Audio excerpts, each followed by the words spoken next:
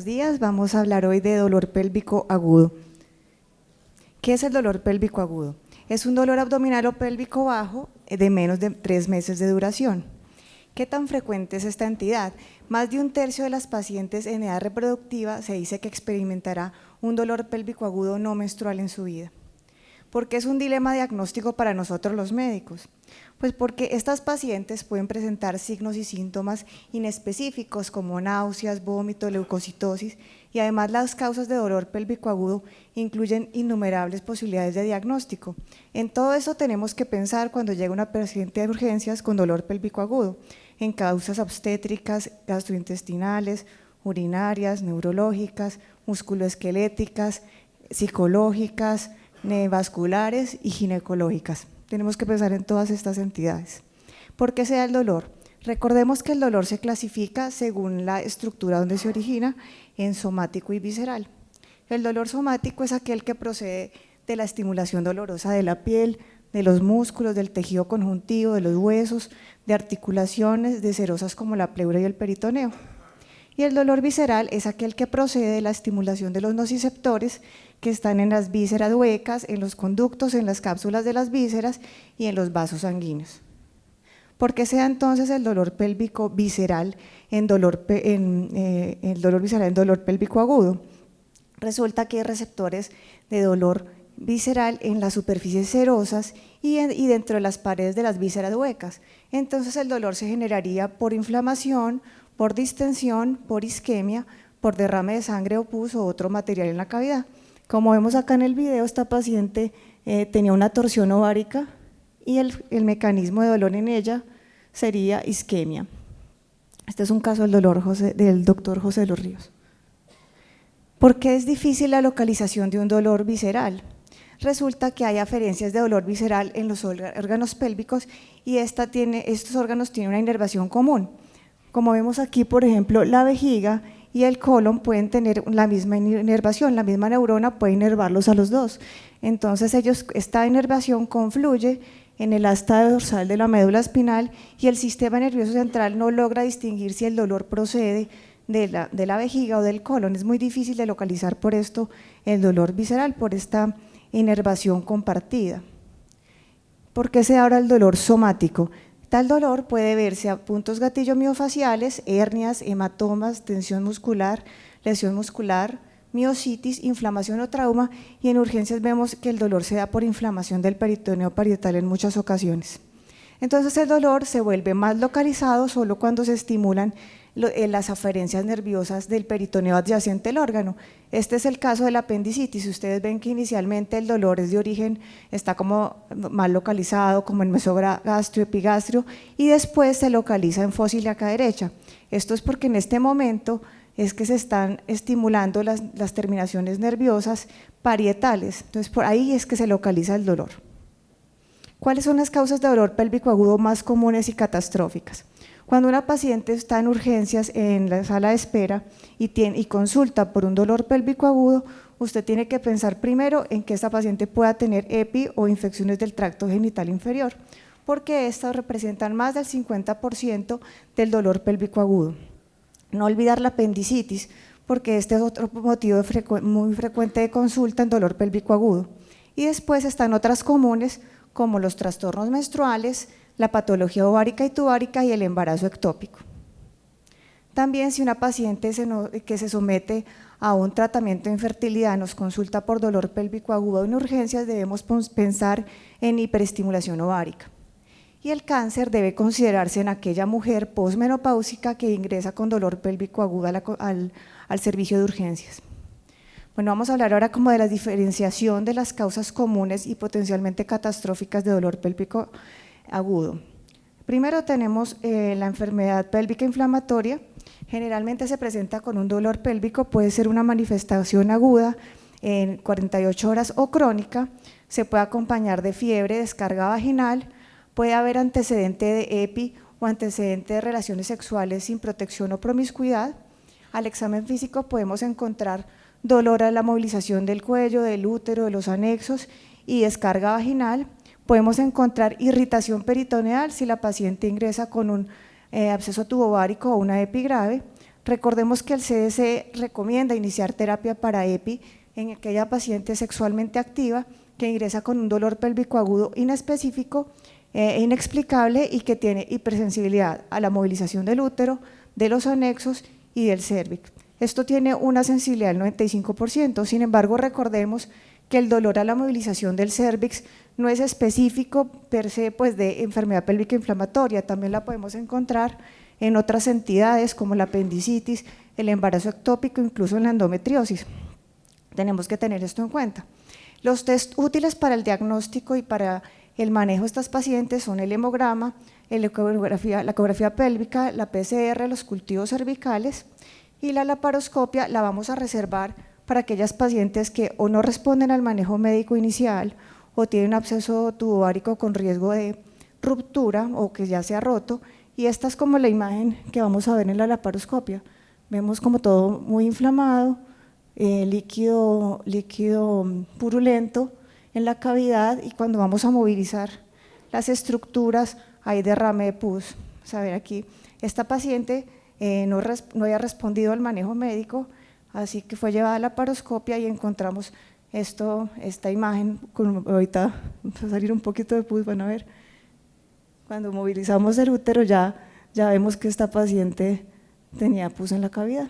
Entonces esta es la imagen que vimos y no había respondido al manejo médico.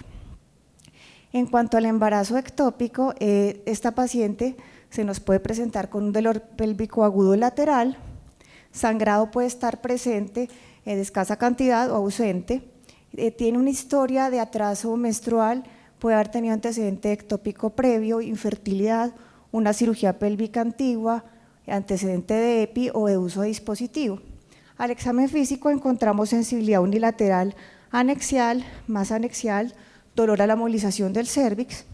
Nos podemos apoyar para su diagnóstico en el ultrasonido transvaginal, la beta-HCG cuantitativa, podemos pedir pruebas cruzadas si vemos que tiene riesgo de ruptura o está hemodinámicamente inestable, y si decidimos hacer la laparoscopia porque no era candidata para el manejo médico, podemos tener dos opciones, que es o hacer la salpingectomía o, como en este caso del video, hacer una salpingostomía. Aquí, como vemos, primero se infiltró la trompa pues esta paciente deseaba conservar la trompa porque no tenía hijos, entonces aplicamos vasopresina previamente, abrimos con energía monopolar y aquí estamos extrayendo el embarazo ectópico conservando la trompa. Recordemos que en este caso hay que hacer un especial cuidado de la trompa de no hacerle lesión térmica, ¿no? Bueno, en cuanto a la torsión ovárica, esta paciente se nos presenta con un dolor de inicio agudo, lateral, moderado severo, náuseas y vómito, puede tener historia de masa ovárica o quiste. Al examen físico podemos encontrar masa anexial, sensibilidad, posible irritación peritoneal. Como vemos acá en el video, la paciente puede presentar un quiste y estar asociado, miren esta torsión que se encuentra el ovario varias veces sobre su eje. En estas pacientes podemos solicitar ecografía transvaginal utilizando el Doppler para evaluar la circulación del ovario, y durante la laparoscopia la idea es destorcer el ovario, porque al destorcerlo hay una posibilidad del 80% de desarrollo folicular normal posterior. Si este ovario pues permanece necrótico después de la distorsión, se haría nexectomía. Cuando lo distorcemos y hay quiste, hacemos la cistectomía y algunos autores recomiendan hacer fijación anexial, según el caso. Otra entidad catastrófica puede ser el quiste ovárico roto. La paciente se nos presenta con dolor lateral abrupto de moderado a severo, mareo si el sangrado es severo, dolor rectal si encontramos líquido en fondo de saco de Douglas. Puede presentarse con hipotensión y taquicardia si la pérdida de sangre fue significativa e irritación peritoneal. Nos podemos guiar con el ultrasonido pélvico, el hemograma y hacer pruebas cruzadas si vemos que la hemorragia es masiva o está hemodinámicamente inestable. En estos casos de inestabilidad hemodinámica y alto grado de hemorragia, la paciente requeriría una laparoscopia, de lo contrario podría ser manejada de forma médica si se autolimita la hemorragia. Otro quiste que puede romperse, aunque es muy raro, es el teratoma. El teratoma puede romperse y este material sebáceo se puede derramar en la cavidad abdominal y dar una peritonitis química y choque hemorrágico. y debemos pasar a estas pacientes a cirugía de forma emergente.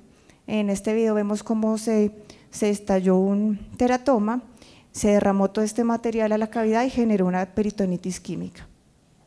En cuanto al quiste de ovario no roto, la paciente se presenta con dolor lateral de inicio gradual, antecedente de un dolor, que haber tenido un dolor similar, sensibilidad lateral pélvica con o sin masa.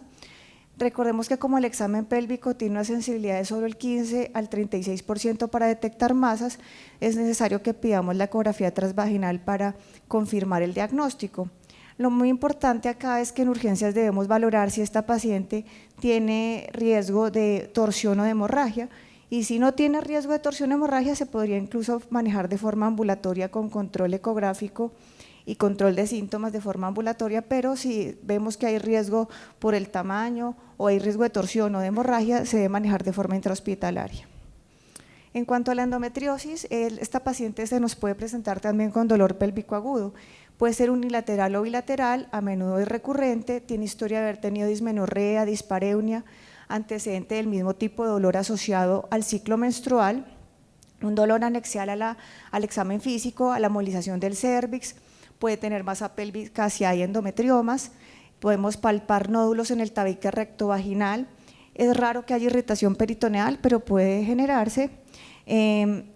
Nos podemos guiar para pedir en urgencias la ecografía transvaginal, hacer un adecuado mapeo de endometriosis profunda y allá pues mirar si hay endometriomas.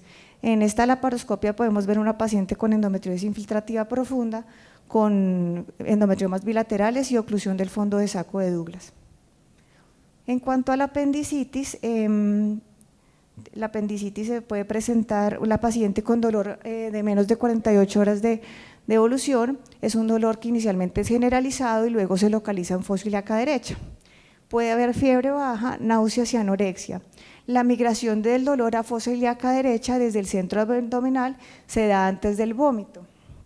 Estas pacientes al examen físico las encontramos dolor en fosa ilíaca derecha, irritación peritoneal cuando ya hay peritonitis y el signo de Robson tiene una sensibilidad del 90%. En estos casos es útil pedir ecografía, TAC y resonancia en ciertos casos, que vamos a mencionar después. En la infección de tracto urinario, la paciente se encuentra con disuria, dolor en flancos si hay peritonitis asociada, urgencia y frecuencia urinaria, fiebre y vómito en pielonefritis asociada. Podemos tener antecedente de algún procedimiento urológico reciente o antecedente de infección del tracto urinario, sensibilidad suprapúbica, sensibilidad en flanco y fiebre en pielonefritis. Y los test útiles para el diagnóstico son el análisis de orina y el urocultivo. En cuanto al cólico ureteral, la paciente se presenta con un dolor de inicio agudo, se manifiesta en horas, el dolor es lateral, de moderado a severo, a menudo se irradia a ingle o al ángulo costovertebral o al flanco, se puede presentar con náuseas y vómito, puede tener una historia previa de urolitiasis, la paciente se siente incómoda, pero usted al examen físico no le palpa dolor. Es útil que le haga un uroanálisis porque si encuentra hematuria, esta está en el 80% de los casos.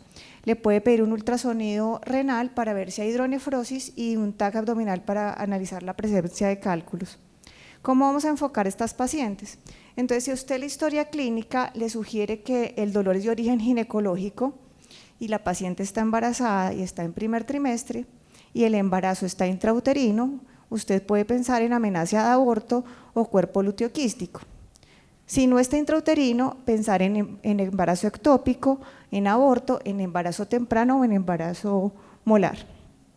Si está en más del primer trimestre, usted puede pensar en abrupcio, placenta previa, distensión de ligamentos redondos o trabajo de parto. Si esta paciente no está embarazada y tiene signos y síntomas unilaterales, puede pensar usted en una torsión de ovario, salpingitis, absceso tubovárico, quiste roto ovárico o una ovulación dolorosa. Si no tiene síntomas unilaterales, pensar en endometritis, fibromas o endometriosis. Si lo que tiene la paciente es una queja urinaria y un uroanálisis positivo, usted puede pensar que tiene una infección de tracto urinario o un cálculo ureteral.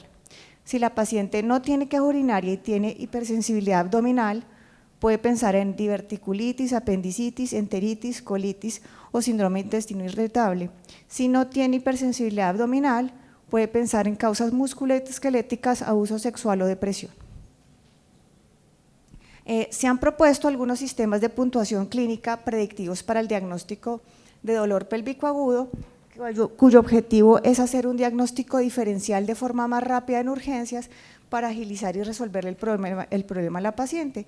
Estos son algunos de ellos. Ellos usan algunos predictores clínicos y de laboratorio, como el rebote, el embarazo, sitios de insensibilidad abdominal, leucocitosis, neutrófilos, diarrea, y según el puntaje le pone un score a estos predictores para poder predecir si esa paciente tiene una apendicitis o un dolor obstétrico o ginecológico o un dolor pélvico no específico. Sin embargo, algunos de ellos falta validarlos, pero sería una buena propuesta para el servicio de urgencias. Bueno, el primer paso con nuestra paciente con dolor pélvico agudo es solicitar una prueba, una beta HCG. Si esta es positiva, tenemos que verificar si el embarazo está intrauterino. Quiero recordarles que la ausencia de un embarazo intrauterino cuando el nivel de beta está por encima de 3.510 debe ser indicativo de embarazo ectópico. Debemos abandonar la cifra que teníamos en los 80 de que si no había embarazo por encima de beta de 2000 era ectópico. Se tiene que usar esta cifra porque había muchos falsos negativos. Bueno, ¿qué ayuda diagnóstica vamos a solicitar después de que sabemos si nuestra paciente, con el examen físico, con la historia clínica y sabiendo si nuestra paciente está embarazada o no? Recordemos primero que las consideraciones diagnósticas deben basarse en el examen físico y en la historia clínica y en las pruebas de laboratorio, y ahí sí decidir qué prueba diagnóstica solicitar. Entonces, la ecografía transvaginal y la abdominal son la modalidad de elección en etiología obstétrica o ginecológica, porque pues, son disponibles fácilmente y además hay ausencia de radiación ionizante. La eco transvaginal nos da información para localizar embarazo, el estado del feto, es útil en dolor ginecológico, ayuda a distinguir masas anexiales. Si le aplicamos Doppler puede ser útil en el diagnóstico de torsión anexial. El TAC lo vamos a reservar, es para patología gastrointestinal o del tracto urinario. Funciona bien en el diagnóstico de etiologías no ginecológicas para dolor pélvico agudo. Tiene una alta sensibilidad y especificidad en el diagnóstico de uropatía obstructiva y de apendicitis, y es la modalidad preferida para evaluar diverticulitis, enteritis y colitis. La resonancia, dada su falta de radiación ionizante y buen contraste de tejidos blandos, es preferible al TAC para evaluar a las pacientes embarazadas si estamos sospechando en ellas una patología no ginecológica. Para la etiología ginecológica lo ideal es iniciar con ultrasonido, pero si esta modalidad no es concluyente, ahí sí recurrimos a una resonancia nuclear magnética, que es la mejor modalidad en estos casos. Bueno, les traigo este Cochrane que evaluó su objetivo era evaluar la efectividad y los daños de la laparoscopia para el tratamiento del dolor pélvico agudo en las pacientes en urgencias. Ellos querían ver si la paciente tenía dolor pélvico, si de una vez se llevaban, por ejemplo, apendicectomía abierta, o si a ellas les convenía mejor primero hacer una laparoscopia y resolver la patología. Y ellos vieron que la laparoscopia condujo a una mayor tasa de diagnósticos específicos y a una menor tasa de eliminación de apéndices normales. La estancia hospitalaria fue más corta y ninguna evidencia mostró aumento en eventos adversos. Bueno, ¿qué quiero que se lleven a casa de todo esto? Primero, que el dolor pélvico agudo con frecuencia es secundario a causas ginecológicas, pero los orígenes intraabdominal y urinario también son comunes. Con menor frecuencia, el dolor también puede surgir de fuentes vasculares, musculoesqueléticas, neurológicas o psiquiátricas. Todas las mujeres en edad fértil con dolor pélvico agudo deben someterse a una prueba de embarazo. Si se sospecha un dolor de origen ginecológico, primero empiecen con una ecografía y después progresen a TAC o a resonancia si es necesario. El TAC es útil en patología gastrointestinal o del tracto urinario. La resonancia es preferible a la TAC para evaluar a la embarazada, pero para las patologías no ginecológicas. En etiología ginecológica la ecografía es la mejor modalidad inicial, pero si no es concluyente, la siguiente mejor modalidad es la resonancia. La laparoscopia en el manejo de dolor pélvico agudo en urgencias condujo a una mayor tasa de diagnósticos específicos y a una menor tasa de eliminación de apéndices normales. Muchas gracias.